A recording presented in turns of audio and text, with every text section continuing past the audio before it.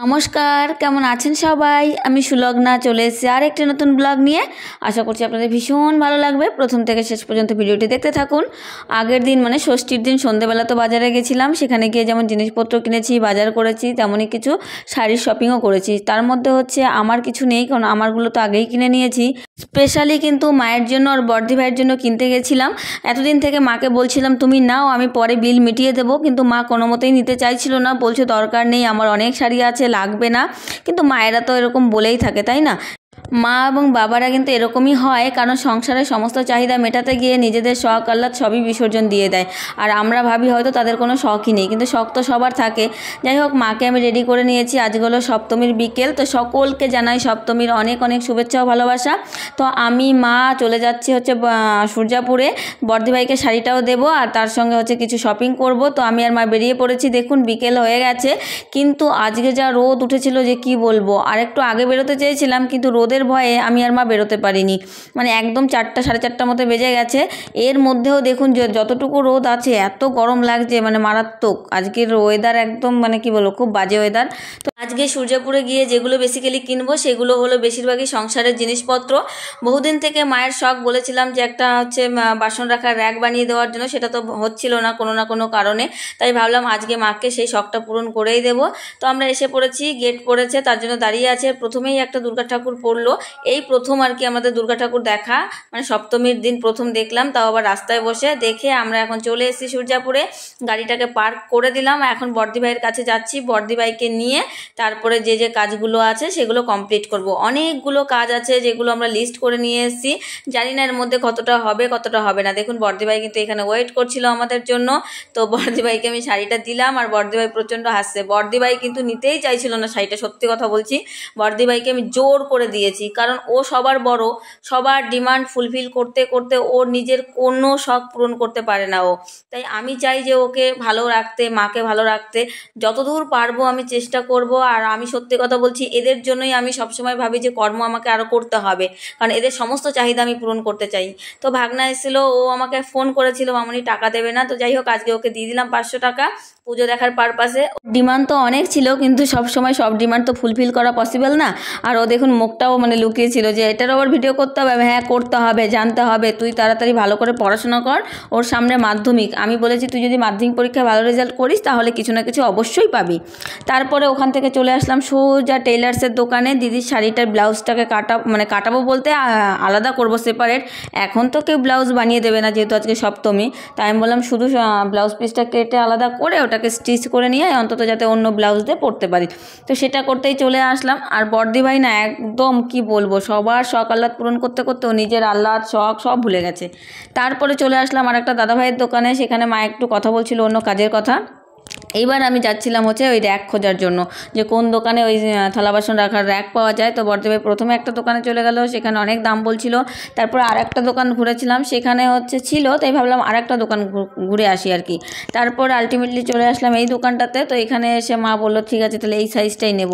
তারপরে আমার আবার পছন্দ হয়ে গেছিলো গ্যাস ট্যাঙ্কি। মানে আমার বলতে মা বহুদিন থেকে মায়ের শখ যে ঠাকুরের একটা আলাদা হচ্ছে গ্যাস সিলিন্ডার হবে। কিন্তু আমাদের বাড়িতে ছিল, কিন্তু ওই যে ভাগ্নি বাইরে পড়তে গেছিলো বলে তখন ওই সিঙ্গেল উনুনটা আর সিঙ্গেল গ্যাসটা পাঠিয়ে দেওয়া হয়েছিল।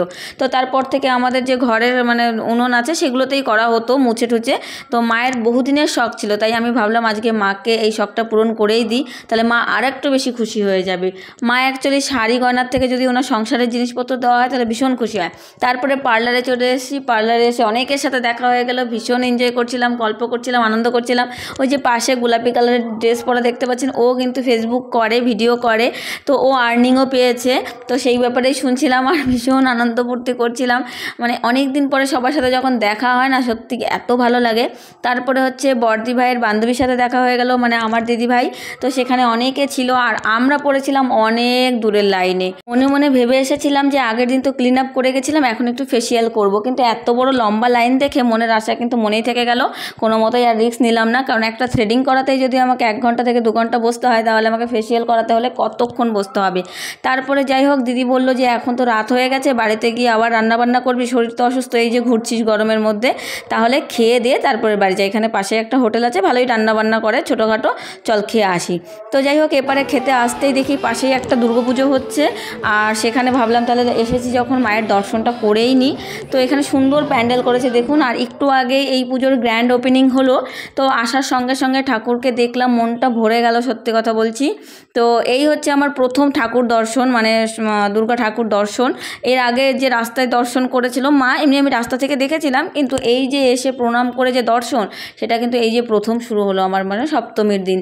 তো যাই হোক এখানে প্রণাম করে নিলাম, তারপরে বর্দি ভাই প্রণাম করে নিল। আমি শুধু একটাই ঠাকুরের কাছে চাই যে আমি কিছু চাই না, আমার যেমন আছে আমি তাতেই সন্তুষ্ট।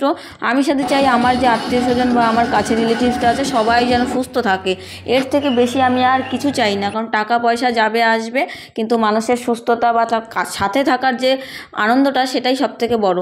তারপরে খেতে বসে পড়েছি। তো এখানে মাটন আর হচ্ছে ফিশ ছিল। তো বর্দি ভাই তো মাটন এমনিতেই খায় না, আর মাও বলছিল খাবো না, আমি তাহলে তিনজনের জন্যই কাতলা মাছ অর্ডার করে দিলাম। এটা ছোটোখাটো একটা দোকান, এখানে রেস্টুরেন্ট নেই, রেস্টুরেন্টে যেতে গেলে একটু দূরে যেতে হয়, সেখানে আবার স্কুটি চালিয়ে যেতে হবে, ওই জন্য আর ইচ্ছে হলো না। তাই বাঙালি একদম মাছ ভাত খেয়ে নিলাম। আর মানে মাছের তরকারি থাকলে তো আমি আর অন্য কিছু প্রথমে ট্রাই করব না, তো মাছের তরকারির সঙ্গে একটু লেবু নিলাম, হেভি খেতে হয়েছিল। আর তার থেকে বড় কথা হচ্ছে আমার এত খিদে পেয়েছিল, যে খাবারটা আমার কাছে এখন অমৃতই মনে হচ্ছিল। অনেকক্ষণ থেকে ভাবছিলাম যে কিছু খাবো, তো মা বলেছিল চাউমিন মোমো কিছু খা, কিন্তু আমি খাইনি, ভালোই করেছি না খেয়ে। এখন আমি পেট ভরে ভাত খেয়ে নিলাম, বাড়িতে গিয়ে কোনো টেনশন নেই, কোনো কাজ নেই, একদম রিল্যাক্স, গিয়ে স্কিন কেয়ার করে শুয়ে পড়বো। তো যাই হোক এখানে রোড ক্রস হচ্ছিলাম, মাকে বললাম সাবধানে রোড ক্রস হও। আর রোড ক্রস করতেই আমার মনে পড়ে গেল কালকে তো অষ্টমী, তাহলে তো আমাকে টিপের পাতা নিতে হবে, কালকে তো একটু সাজুগুজু করতেই হবে। তো প্রথমেই আমি একটা বিভিন্ন কালারের কম্বিনেশনের একটা টিপের পাতা নিয়ে নিলাম, তার সঙ্গে নিয়ে নিলাম একটা খয়েরি কালারের। আর দাদাভাই বলছিল 5 টাকা করে পাতা, তুমি তাহলে আর একটা নিয়ে নাও। বললাম ঠিক আছে, তাহলে রেড কালারের দিন। আর তারপরে সবথেকে মোস্ট ইম্পর্টেন্ট নিয়ে নিলাম সেফটি পিন, যেটা শাড়ি পরার সময় পাওয়া যায় না কিন্তু। আর আমার একটা ঘড়ির দরকার ছিল, কিন্তু ঘড়িটা খুব দাম চাইছিল বলে আমি আর নেইনি। তো এখন বেরিয়ে পড়েছি বাড়ির উদ্দেশ্যে, রাত অনেকটাই হয়ে গেছে। তো চলুন বাড়িতে গিয়ে আবার দেখা হচ্ছে।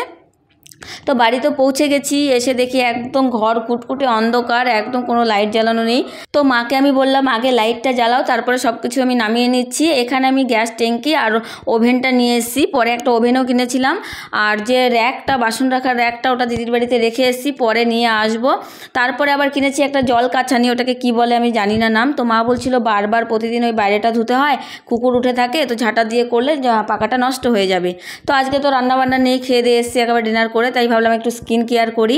ওখানে তো পার্লারে তো হচ্ছে না ফেসিয়াল করতে পেরেছি না ক্লিন আপ করেছি। তো অনেক দিন আগে আমার একটা ল্যাকমির ব্লাশ অ্যান্ড গ্লোর হচ্ছে একটা ফেস মাস্ক আনা ছিল, যেটা আমি কিনেছিলাম কিন্তু আমি ইউজ করিনি, তাই ভাবলাম আজকে ইউজ করে দেখি কেমন।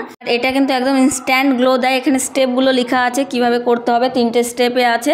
Step 1, step 2, step 3। প্রথম স্টেপে হচ্ছে মুখটাকে ক্লিন করে ওই মাস্কটাকে ইউজ করতে হবে, তারপরে 15 to 20 মিনিট রাখতে হবে। দেন হচ্ছে যে এক্সট্রা যে অয়েলগুলো থাকবে সেগুলোকে মাসাজ করতে হবে, কোনো ধোয়া যাবে না। তো চলুন আগে মাস্কটাকে আমি ওপেন করে আমার ফেসে অ্যাপ্লাই করি, দেন 15 মিনিট রাখতে হবে। ততক্ষণে আমি আমার মায়ের স্কিন কেয়ার করে দেবো।